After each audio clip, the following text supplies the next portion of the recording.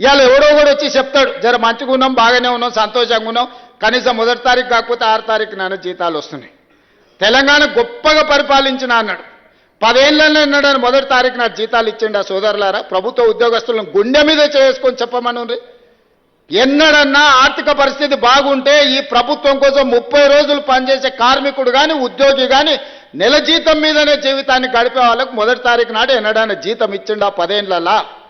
కానీ మీ సోదరుడు ముఖ్యమంత్రి అయిన తర్వాత ప్రతి నెల ప్రభుత్వ ఉద్యోగస్తులకు జీతం పడుతుందా లేదా మీరు చెప్పండి.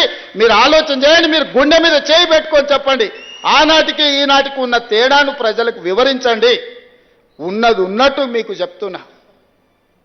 ఏది దాచిపెట్టే అవసరం నాకు లేదు. అబద్ధాలతోని రాజకీయం నడవదు. నేను అబద్ధాల ప్రాతిపదికన పరిపాలన చేయదలుచుకోలేదు. కష్టమైన నిష్ఠూరమైన వినడానికి కొంత కఠినంగా ఉన్నా ఉన్నది ఉన్నట్టు మీకు చెప్పదలుచుకున్నా. మా పొన్నం ప్రభాకర్ గారు ఎట్లనైనా ఈ సమ్మెను వాయిదా వేయించాలి, ఎట్లా చేయాలి, ఏదో ఒకటి ఇప్పటికాడికి ఒప్పుకుందాం అంటుండు. ఒప్పుకుంటే అబద్ధమే అవుతుంది. ఎన్నో దగ్గర ఒకటి ఆపాలి. ఏది ఆపాలనో మీరే చెప్పుర్రి. ఏది లేదు. నాకు ప్రతి నెల కనీస అవసరాలు తీరాలంటే 22,500 కోట్లు కావాలి. ఇప్పుడు నాకు వస్తున్నది 18,500 కోట్లే.